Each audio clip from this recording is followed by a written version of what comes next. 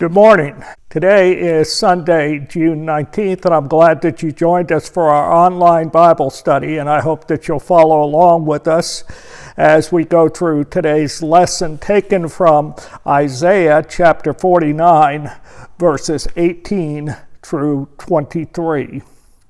And this is all about God's people shall prosper. This is the second of Isaiah's servant songs. There's 4 in these prophecies, and last week we looked at the first one. This week we're looking at the second one. And remember, none of these things that Isaiah is talking about, that's prophesying about, none of these things has happened. They're still 100 years into the future. So for some people, it was a difficult thing to believe.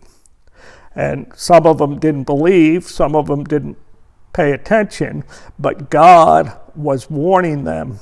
God was watching out for them.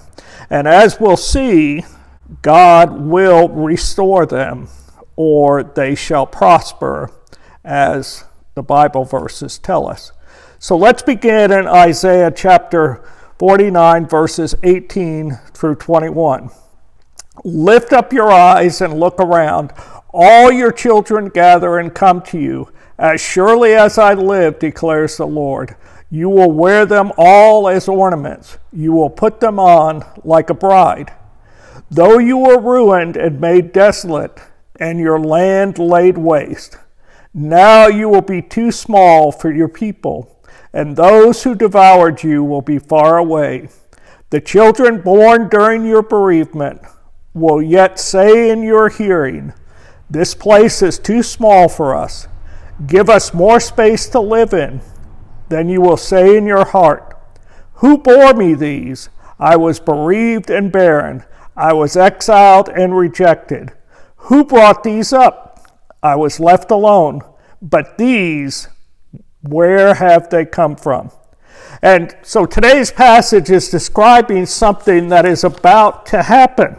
What's being described here is nothing short of a miracle, because Israel is going to be restored from their physical and spiritual ruin, which would happen when the Babylonians attacked them and captured them and carried them back off to Babylonia. And so Isaiah's prophetic ministry begins 150 years before the Babylonians came and destroyed Jerusalem.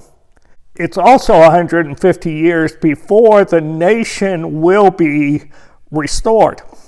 And see, after the captivity, the people could not conceive of being able to go back to their homeland and Jerusalem or the land of Zion ever being restored. What God was saying is going to happen here was, from a human perspective, impossible. It was a difficult thing. They didn't think that they'd ever see it, that it would ever happen. In verse 21, it talks about the widowed or the bereaved or the infertile or barren woman being found with child in verse 21. That is a physical impossibility, but not with God.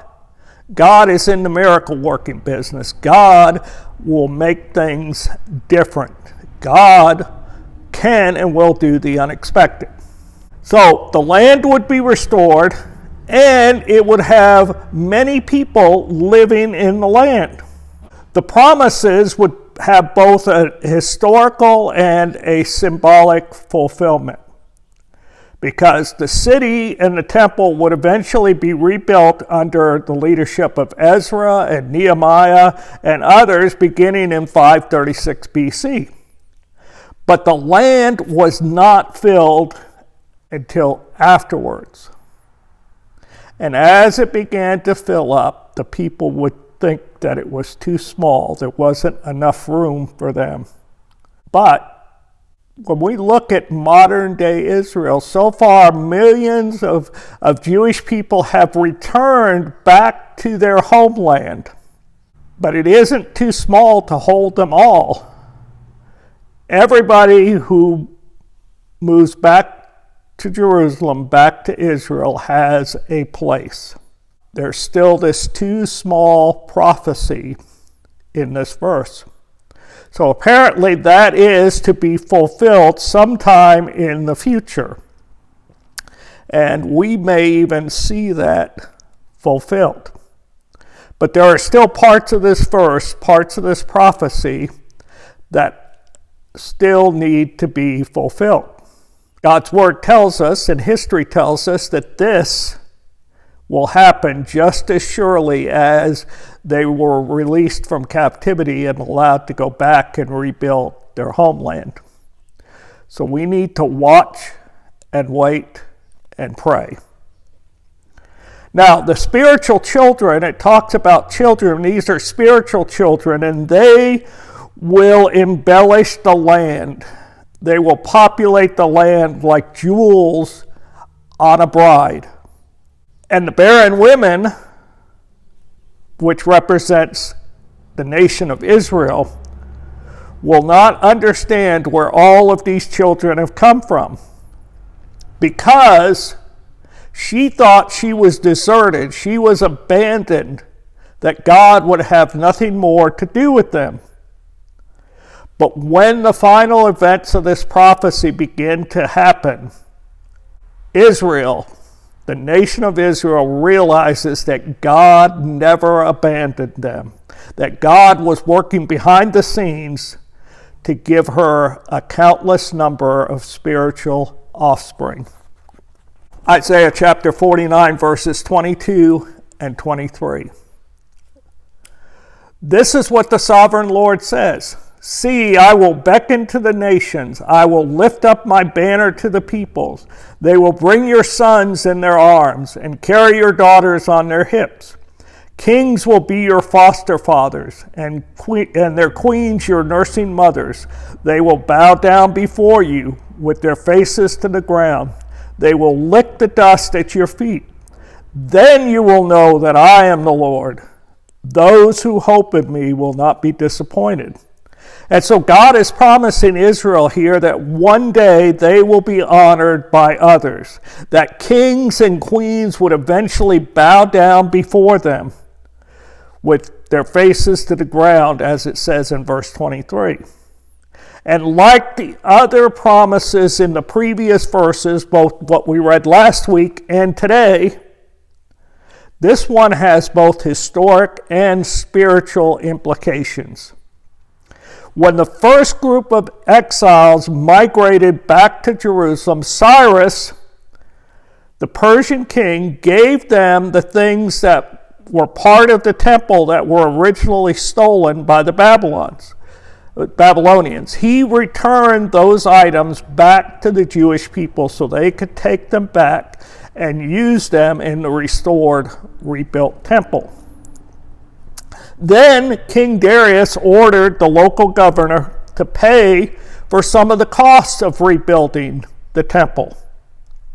And then King Artaxerxes provided Nehemiah with protection and letters guaranteeing financial support for rebuilding the temple and for rebuilding Jerusalem's walls. This prophecy also might be referring to a distant time, because remember I just said that there is still a time when the land will be too small for the Israelite people. So part of this prophecy might be referring to a distant time, perhaps later on, when kings of the world will honor the role that Israel played in the salvation of the world. Because remember, the Jewish people, the Israelites, are going to be a light to the other nations, but they are also going to be a light to the Gentiles, to us. Now, in verse 22, it talks about a banner. A banner is a flag that's placed on a pole to signify the place where the soldiers would gather prior to a battle. Or it was a place where people were to meet at the beginning of a great event. And so Israel was to play an important part in God's future plans, and others would flock to Israel when those plans were fulfilled by God. The banner doesn't represent the literal land of Israel, but it tells us that God intends to accomplish what God promised Abraham, that the world would be blessed through him and his descendants, all the way back in Genesis chapter 12, verse 3. And this promise was fulfilled when Jesus died on the cross.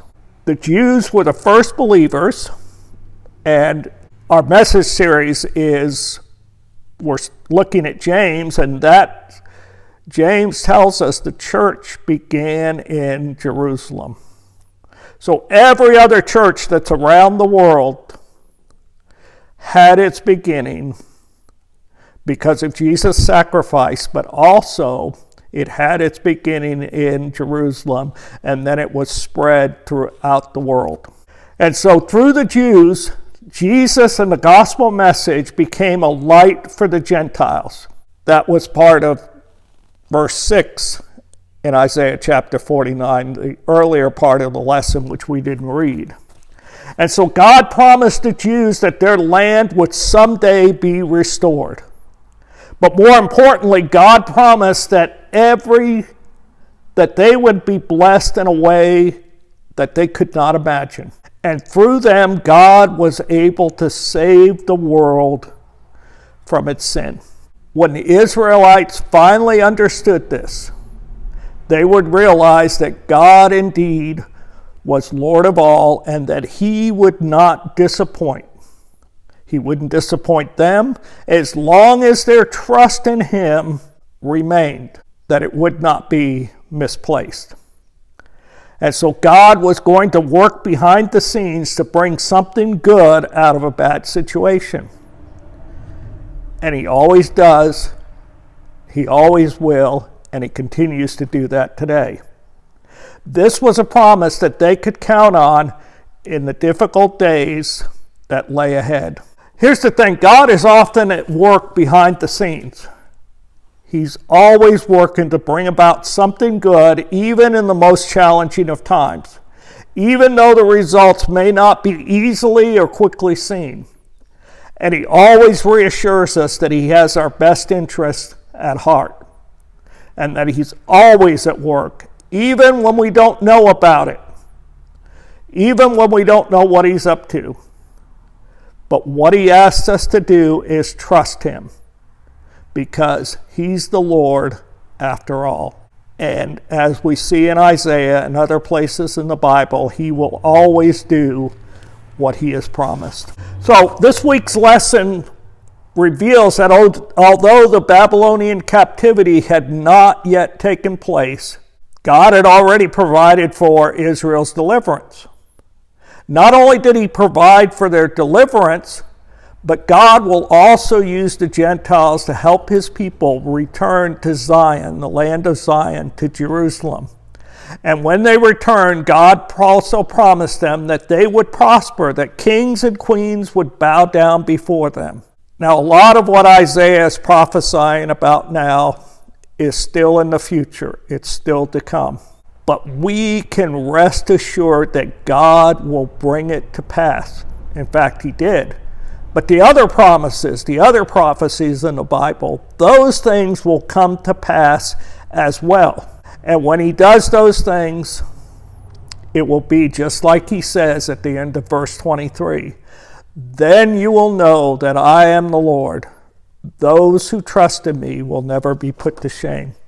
So I hope that you're trusting in the Lord. I hope that you're trusting in Jesus, because it's all good from here on out. Let us pray. Almighty God, we're thankful for your promises. We're thankful for the promises that you made to your people and to us. And so in Jesus' name we pray. Amen. Now, if you're in the Paris, Alliance, Louisville, Minerva area, I hope that you'll come join us for Sunday worship at 10:10 a.m. here in Paris, and also online, Facebook, and YouTube.